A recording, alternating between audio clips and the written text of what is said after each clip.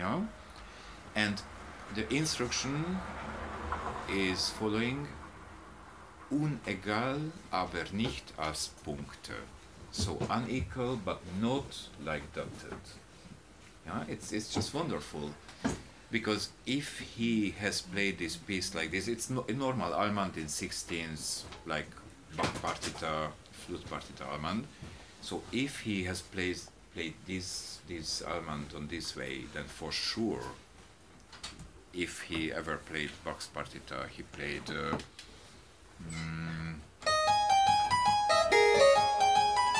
something like this, which is very strange for our ears. No pass for second round. Yeah, no pass for second round, exactly. Yeah.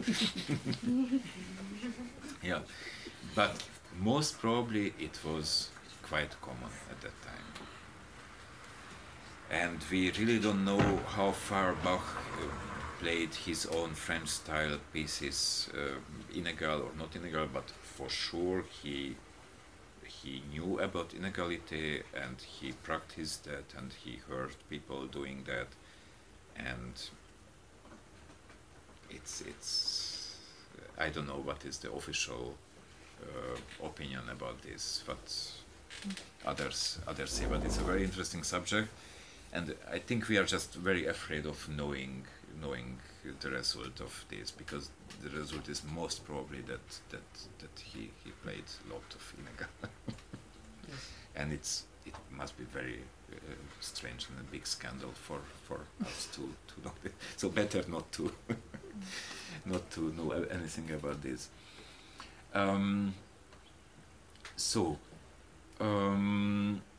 Just some few more words. We're almost ready. We see, so as I told, the first written information about the Inegalité praxis is from the end of 17th century, and then more and more and more. And then towards the middle and end of 18th century, these sources start to discuss more and more about details. What is the right relation of Inegalité? How it should be performed. So, because as I told, to my opinion, it was the moment when they did it less and less and less. They needed to talk more and more and more about this, yeah. And so and then you can find in later Baroque sources instructions like you must practice a relation between 17 against 11. And then you must practice really, yeah, and 8 again against 5, and so all impossible relations, and as exercise to practice Inegalité. Yeah? So 100 years before, they didn't need to practice; they just did it. Yeah, so it's something interesting, and but there is something. So it's there are some very nice examples for this, and we have another example, which is in fact a bit earlier, for a sort of Inegal notation, to try to express with the music notation the Inegalité. It's a late 17th century organ example. I mean, it's a piece written for organ. It's not a method, a French piece. So two different sort of Inegalité notation we can see here. The first is here 4/16, but the first of them having a dot, but not the others. And the second one is even more interesting, 4 8 notes, and there is a dot after a first and the second and the third, but no strip on the short notes. So it is something, some attempt to express sort of Inegalité, but without any explanation. It's just it appears in the score, but not only once, but consequently. And the meaning of is obviously that, so it cannot be anything else. It's never.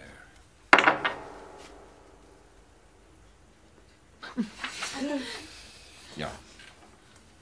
And then the big question is how long this tradition continued. So we can, I think, say that it's more or less till the French Revolution. So what was the so liberty, equality, so not inequality anymore, but equality, yeah? No, but it's not a joke. So it was a very, very important cultural program of the French Revolution. So the French Revolution was not a one-day happening. It was a long story, and they destroyed many things of their old culture, and they wanted to build up some new things. It's like I don't know how to say actual parallels to other countries, but it's always the same. And they had a very strong cultural part of this, and they said that from now on everything should be equal in the education, in the music education especially, and they have found the conservatoire system, and the aim of the conservatoire system was to teach exactly the same in all parts of France. And they asked composers to create instrumental methods and to give to the kids, and that they all everywhere do the same. Yeah. So and we are still in the same tradition. So it is more or less unchanged. It was a very dramatic change at the end of 18th century, and of course it killed the inegalite tradition. Most probably it was still more or less alive, as you can see in the one of the first editions of Marseillaise. You have text, and if you have text, then you don't need to write down the written.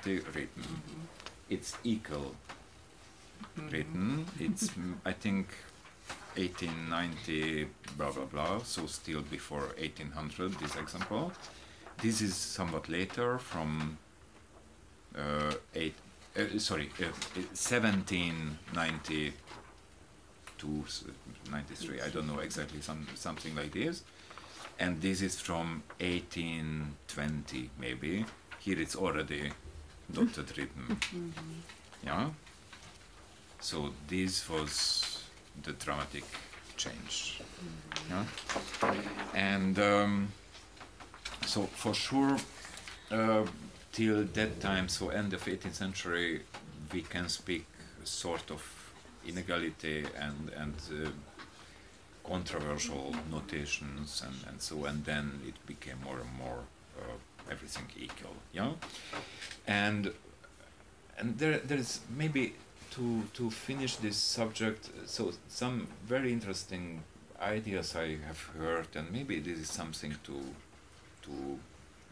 make research in, is the question about jazz, because New Orleans was a French town, and the gap between the French Revolution and the beginning of jazz, let's say, depending on what we call jazz, but it's, let's say, 1890.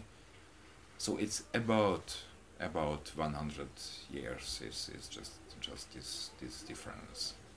And of course in jazz we have a lot of these unequal rhythms, and of course we know that it has many different influences, this Creole influence, Africa, Cuba, many different things, but the French part of this tradition is not really researched, and it's maybe not that such a stupid idea. It was a jazz and Baroque musician, a harpsichord player, drawing my attention to this idea, and I really like this, but maybe it's just fantasy. But it's in fact really very little time missing in between. So who knows? Okay, questions or anything, remark or something you are absolutely disagree? Why not? Questions? So basically your idea, why we shouldn't play Inegalità when we can? Yeah. And basically we can in every music. Not in every music, no. I say that in French Baroque music you should play Inégalité or you should not play French Baroque music. So that's so simple. Yeah. And in every other music it's more, it can be more your personal judge. It's Italian music. We know that Italians 200 years ago. In German music it makes sense. It can make sense, but I understand that for today's listener it's very strange to listen an Innegal performance of a German Baroque piece. Even most probably it has been played Innegal. But so that here at this point I cannot say please play Innegal Bach Sonata. Even I have some doubts about about this. Yeah, but in French music the only question if whether you play French music but then in Innegal or you don't play. I think it's an impossible compromise to play, but to neglect this thing which, you know. You are what instrument is? Cello and viola. Cello and viola. Okay. And what about English music? Yeah, I don't know so much about English music, so I don't know. There are some French influence of Purcell. If you listen to Purcell's music, it's very obvious. But how far, how much, I'm not well informed about English music. I don't know. But if we play, for example, Telemann sonatas, we play Innegal. That's so fine. It's German music. That's fine. Yeah. It's That's really music fine. It's sometimes. absolutely. And how will you play C major Bach sonata, the beginning? C major Bach sonata I would never play because I really don't like that sonata. see. I played only once in my life in Kyrgyzstan, so I didn't even try in Europe with Alexei. I see. But we played. You played. I don't know. It's such a strange piece. Yes. But it's not very French. But I don't know. I cannot categorize. And then, for example, in E major Bach sonata. E major Bach sonata. The if you feel like, well, it's basically arpeggios and broken chords and I think any rhythmical joke is there allowed and Last possible and I would not do, but if someone is doing and very convinced about that, I cannot say it's maybe totally wrong because, well, but E minor sonata is not a very French piece, so he has many real French style pieces. There it's more valid such a discussion, but maybe they played even non-French style pieces even in Germany, so we don't know. So if you read Quantz, it is really extreme, but what he's writing. He is giving examples of the most Italian style things. And about Handel? Why didn't you mention Yeah, because, well, he was the best Italian composer, but with French tradition he probably didn't really meet that because so that particular part of Germany where he was, it was really German. So Halle was a little Protestantic town, and as far as I know, it was not French, and he was not traveling to France, or is he?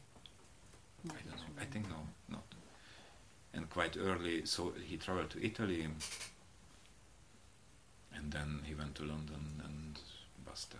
So from that moment, he was the Italian composer in England. So, and still we don't know.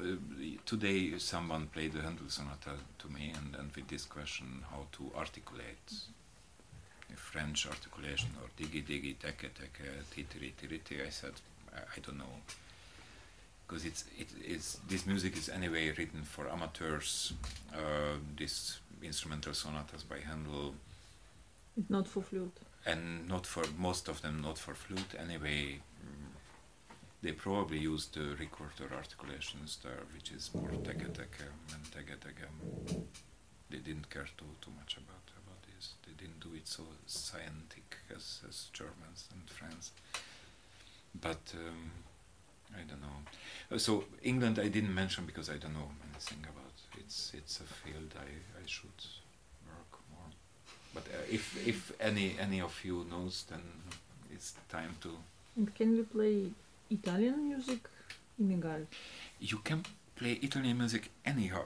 So of course. you can do that. I mean whatever you want, because it's there are no fixed rules there. It's we follow your common sense and play. So it's not. But don't call it Innegalь. Just call it normal. And for sure it's not that tiri. But it doesn't mean that we must play equal. No, for sure, Yeah? for sure. I think that's probably the biggest mistake what we can do when performing Italian music, to play equal. But what sort of, so probably any sort, and it's without any clear rules, or it's not organized inégalité, I would say. And of course the Italian language has also its own characteristic, but it was influencing the music on another way as the French music. So it was on another way connected. So we have so many documents. That famous description of Corelli's playing, telling that he was practically no playing any equal note, so doing everywhere something with the notes and changing the values, and it was probably the most normal thing there. But what and how exactly, I don't know. But with the French music, we have the problem that there are so many rules and written documentation about these, and that the culture, or the French culture, is so far of ours, and so we don't know how to start and what to do, and at least about Italian way of performing, there is less clear description. So.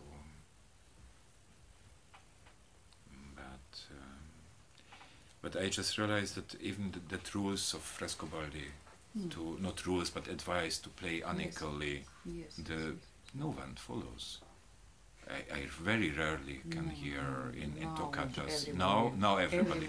Okay, but 20 years ago when I started to get interested in this subject, I didn't hear anyone playing a scale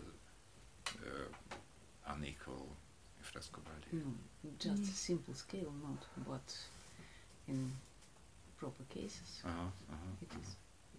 Okay, then it's fine. Yeah. Okay. Anything? Okay. So then thank you for your Thank you attention. very much. And